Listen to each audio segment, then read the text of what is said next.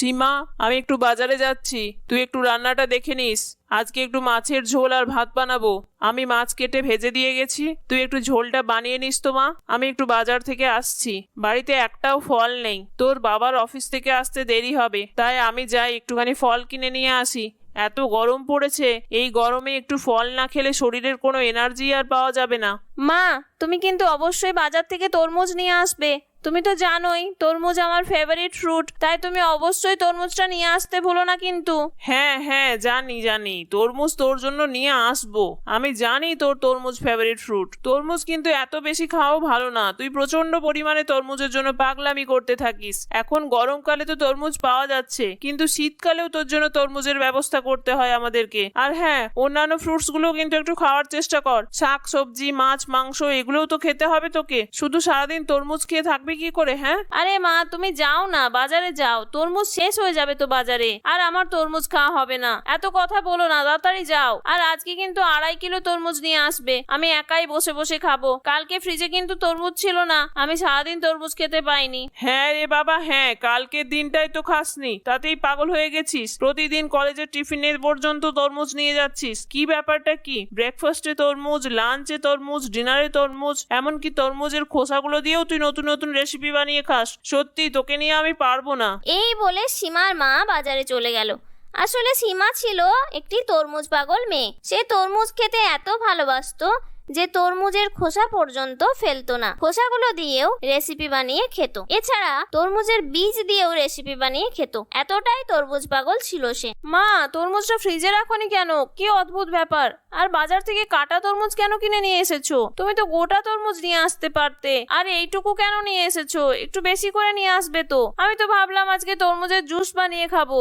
আমাকে ফলের দাদা একদম টাটকা কেটে দিল, তাই আমি ফ্রিজে ঢোকাইনি। এখন নে তুই খা, তোকে একটু কেটে দিচ্ছি। তাছাড়া এখন দুপুরবেলা ভাত খাওয়ার সময়, এখন আবার তরমুজ কি খাবি? ভাত খেয়ে নিবি আয়, আমি বলে দিচ্ছি, নইলে কিন্তু তরমুজ খাওয়া বন্ধ করে দেবো তোর। না, আমি কালকে তরমুজ খাইনি, তাই আমি আজকে আর ভাত খাবো না। আমি তরমুজটা পুরোটা খাবো। তুমি লাঞ্চ করে নাও, আমাকে বিরক্ত করো না। এই মেয়েকে নিয়ে আমি কি যে করি, আমি আর বেশি দিন রাখতে পারবো না এই মেয়েকে। তরমুজ খেয়ে খেয়ে যখন শরীরটা খারাপ হবে তখন বুঝতে পারবে। আমি আজকেই তোর বাবাকে বলে তোর জন্য দেখাশোনার ব্যবস্থা করছি। আমি কিন্তু খুব শীঘ্রই বিয়ে দিয়ে দেবো তোর, তখন দেখবো কেমন তরমুজ খেতে পারিস প্রতিদিন। মা, তুমি প্লিজ আমাকে একটা তরমুজ চাষির সঙ্গে বিয়ে দাও। ইয়ার কি করার জায়গা পাস না? মানে তরমুজের জন্য তুই এতটাই পাগল যে তরমুজ চাষিকেও বিয়ে করতে রাজি আছিস? এরকম ভাবে বেশ কিছুদিন কাটলো, কিন্তু সীমার তরমুজ পাগলামো কিছুতেই কমছিল না। কিছুদিন পর খুব ধুমধাম করে সীমার বিয়ে হয়ে গেল। বিয়ের পর কালকে ফ্রিজের মধ্যে একটা তরমুজ রাখলাম না, কোথায় গেল কে জানে। ভাবলাম দুপুরবেলা সবার জন্য কাটবো, ছেলেটাও বাড়িতে আছে আজকে, তাছাড়া বৌমা আছে, আমি আছি, মেয়ে আছে, সবাই মিলে খেতাম।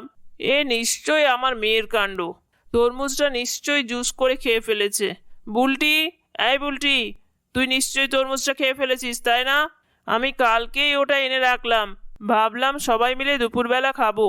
তোর দাদাও বাড়িতে আছে আজকে, সবাই মিলে কি সুন্দর তরমুজটা এনজয় করতাম। তা না, এ আমার তরমুজ পাগল মেয়ে ঠিক তরমুজের জুস করে খেয়ে ফেলেছে। মা, আমি একটু তরমুজ খেতে না হয় ভালোই বাসি, তাই বলে তুমি আমাকে চোর বলছো? আমি কিন্তু তরমুজটা খাইনি, তোমাকে সত্যি কথা বললাম। তুমি বৌদিকে জিজ্ঞাসা করে নিতে পারো, আমি কিন্তু সারাদিন বৌদির সঙ্গেই ছিলাম। তোমার আমাকে সন্দেহ করতে করতে না একটা বাতিক হয়ে গেছে। এ বাবা, শাশুড়ি মা তো তরমুজের খোঁজ করছেন। আসলে তো তরমুজটা বুলটি নয়, আমিই খেয়েছি। কিন্তু আমি তো এটা এখন ওনাকে বলতে পারবো না। কি ভাববেন ওনারা, নতুন বউ তরমুজ চুরি করে খেয়ে ফেলেছে? কি হাস্যকর ব্যাপার হবে। না বাবা, চেপে যায়। দোষ যখন বুলটির ঘাড়ে পড়েছে তখন বুলটির ওপরেই দোষ চাপিয়ে দেওয়া যাক। এইভাবে বেশ কিছুদিন আমি তরমুজ খেয়ে বেঁচে থাকতে পারবো, আর বুলটির নামে দোষ দিয়ে দেব। আমি তো জানতাম না যে আমার ননদও আবার তরমুজ পাগল। এরকম ভাবে কিছুদিন কাটতে থাকে। আসলে সীমা এবং বুলটি দুজনেই ছিল তরমুজ পাগল মেয়ে, কিন্তু দুজনেই জানতো না যে দুজনেই তরমুজ পাগল বলে। এরকম ভাবেই প্রতিদিন সীমা তরমুজ চুরি করে খেত, আর দোষ পড়তো বুলটির নামে। একদিন বুলটি রেগে গিয়ে ঠিক করলো, এই তরমুজ চোরটা কে? একে আমাকে ধরতেই হবে। প্রতিদিন চুরি করছে আর আমার নামে দোষ পড়ছে। এরকম না তো যে মিনতিদি প্রতিদিন তরমুজ নিয়ে চলে যাচ্ছে আর দোষ আমার নামে পড়ছে। আজকে আমি তরমুজ চোরকে ধরবই। প্রতিদিন তো দুপুরবেলা চুরি করে করে খাচ্ছে তরমুজ। ঠিক আছে, আজকে আমি জেগে থাক আর দেখবো প্রতিদিন তরমুজটা কে চুরি করে। যেরম বলা সেরম কাজ। বুলটি আড়াল থেকে লক্ষ্য করছিল যে কে ফ্রিজ থেকে তরমুজটা চুরি করে। তারপর বুলটি যেটা দেখলো সেটা দেখে বুলটি অবাক হয়ে গেল। বুলটি দেখলো তার বৌদি তরমুজ বের করে কেটে নিয়ে রুমে চলে যাচ্ছে। বুলটিও পিছন পিছন বৌদির সঙ্গে বৌদির রুমে গেল এবং দিয়ে বলল, বৌদি, তুমি তরমুজ চুরি করে খাচ্ছ প্রতিদিন, আর দোষ হচ্ছে আমার নামে, মানেটা কি? তুমি এরকম তরমুজ চুরি করে খাচ্ছ কেন? তুমি আমাকে তো বলতেই পারতে, আমি তোমার জন্য তরমুজ এনে দিতাম। মানে প্রতিদিন তুমি তরমুজ চুরি করছো আর মা দোষ দিচ্ছে আমার নামে। দাঁড়াও, আমি মাকে গিয়ে সব বলে দিচ্ছি। তুমি মাকে কিছু বলো না প্লিজ, আমি তোমাকে সমস্ত ঘটনা খুলে বলছি। আসলে আমি তরমুজ পাগল মেয়ে, ঠিক তোমারই মতো। বাড়িতেও আমার মা তরমুজ খাওয়া নিয়ে খুব অশান্তি করতো। আসলে আমি লাঞ্চ, ডিনার, ব্রেকফাস্ট সবেতেই তরমুজ খেতাম। আর এখানে তো আমি নতুন বউ, বলো কি করে তরমুজ খেতে চাই, সেই জন্য আমি তরমুজ চুরি করে খেয়েছি। আর আমি যখন জানতে পারলাম তুমিও তরমুজ পাগল, তখন আমি আর কিছু বললাম না।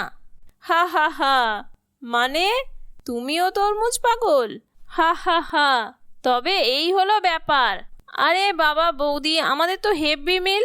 তুমিও তরমুজ পাগল, আমিও তরমুজ পাগল। ননদ বৌদির জুটিটা ভালোই জমবে, কি বলো?